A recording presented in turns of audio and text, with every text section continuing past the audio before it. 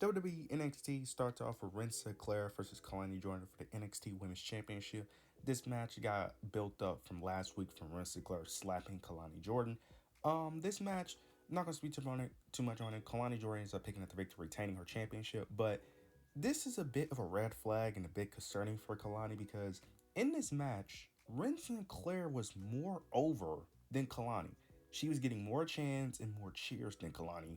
And then when Kalani picked up the victory, she barely get a reaction. Now, and I remember when the ladder match happened for the NXT North American Women's Championship that I said Kalani has the most to gain from winning. It looks like I may have been wrong because this experiment is just not working. Now, I don't fully blame Kalani because part of it is the story, but the other part is also I feel like they gave it to her when she wasn't ready or wasn't prepared to be champion either. So this is a bit concerning because Ren Sinclair is not even top five in terms of the most over women's in like she's not even top five in terms of the women's division in terms of most over. So the fact that she's getting outshined in terms of fan reactions by Ren Sinclair is very concerning. So me personally, I would have her drop it, but I don't think they're gonna go that route. But hopefully they figure something out with Kalani Jordan. Next, we end up getting the Grayson Waller effect with Nathan and Axiom in 2 weeks. Grayson on the show with Randy Orton, Grayson Waller and Austin Theory will face Nathan and Axiom. So this is the build up towards their match.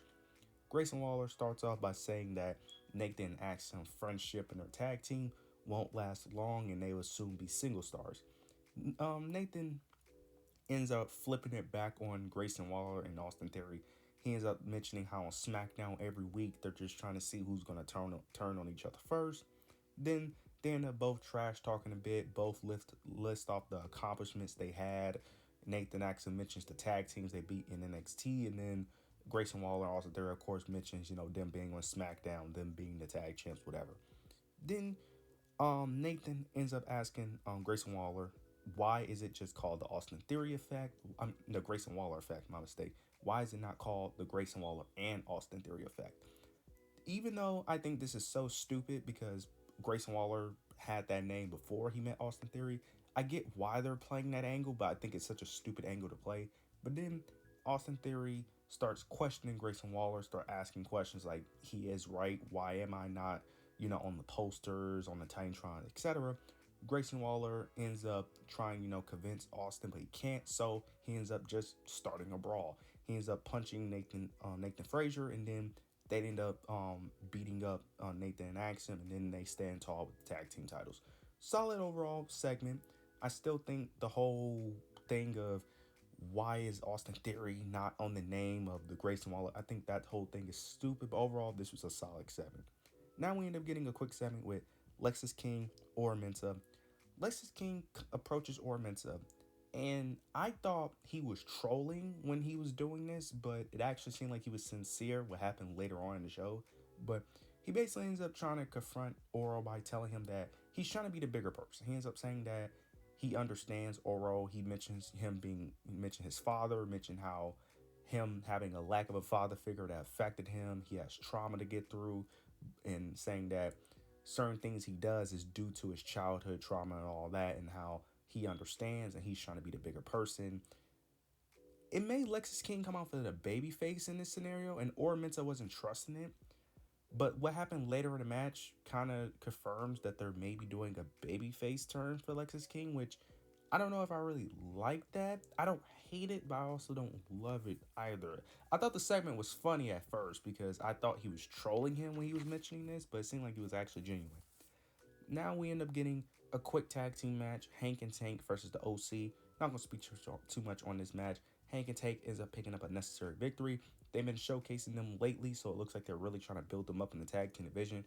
Don't know what's next for the OC, the Good Brothers, because I highly doubt they're going to get TV time on SmackDown, and I don't know who else they would feud with on NXT outside of maybe Javon Evans and Cedric, but that's really it. So I don't know what's next for the OC. I think they could actually do decent work on SmackDown. I don't see them being champions, but I think they could put on an interesting feud to a degree. But we'll see what's next for them though. Now we end up getting Lexis King versus Ora Mensah.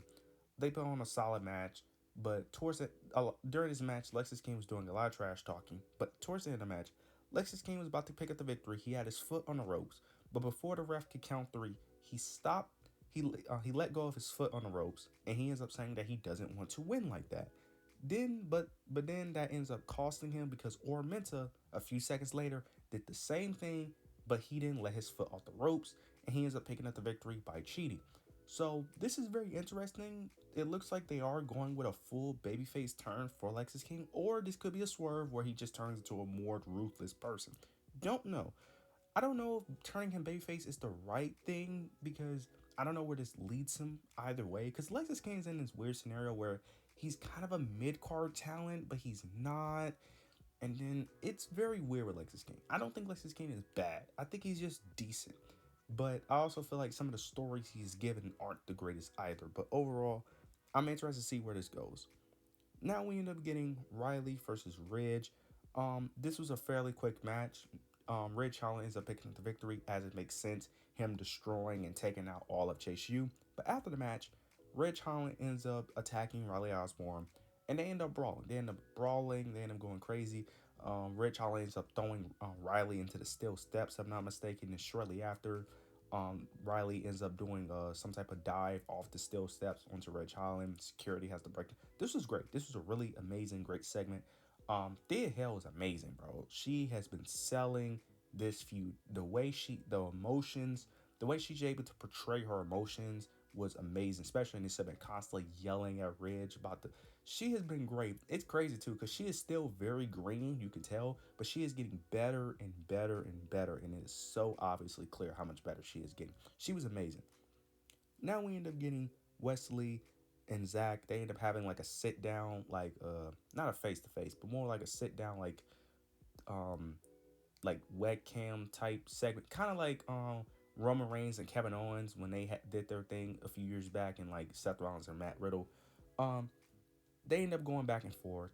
I love the energy they brought to this because they was doing a lot of cussing at the beginning. Now they did bleep out some of the cuss words, but I understand it. But I love that they did that because I remember Zack's promo last week, if I'm not mistaken, where he was saying a bunch of stuff, but it didn't come off right because he was trying to keep it PG.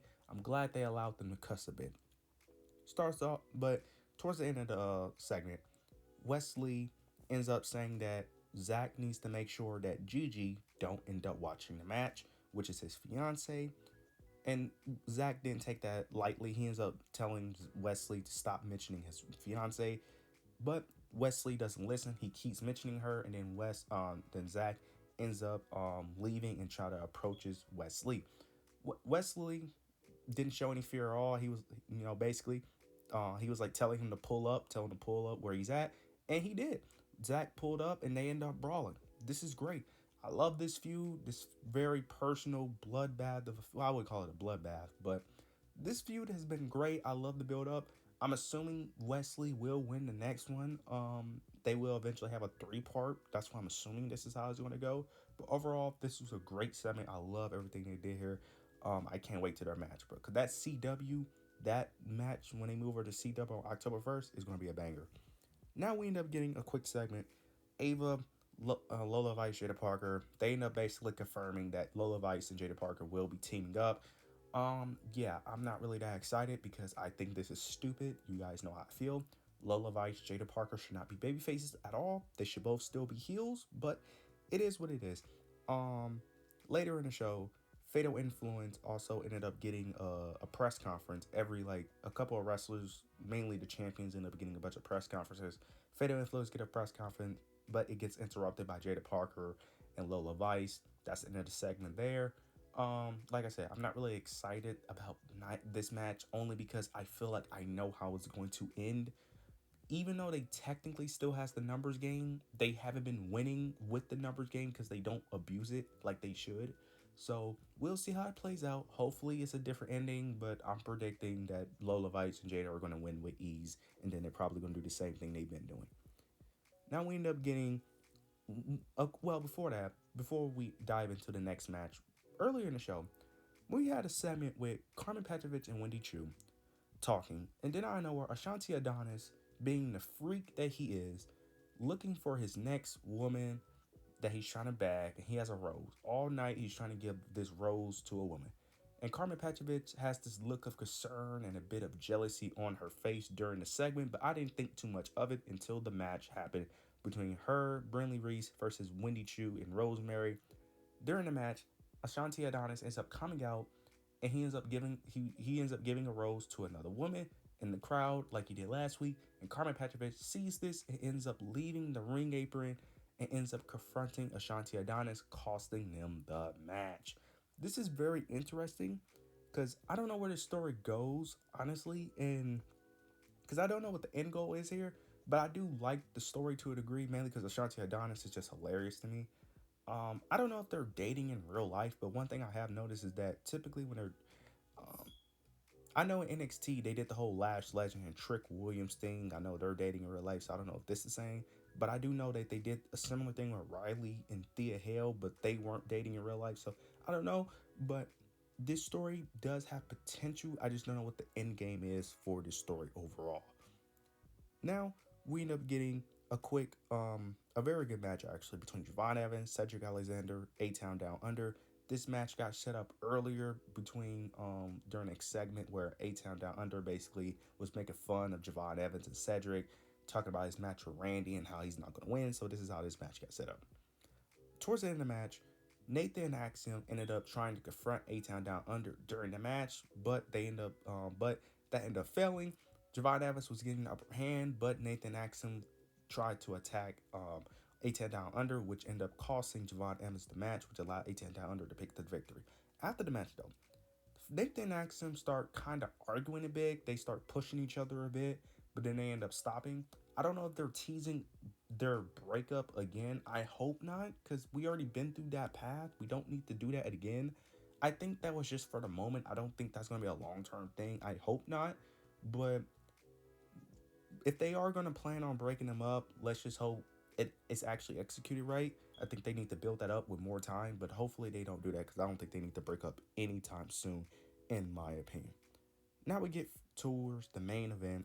Julia and Roxanne, they end up basically having a press conference, but they end up having it in the middle of the ring instead of having it in like the presser room like everyone else.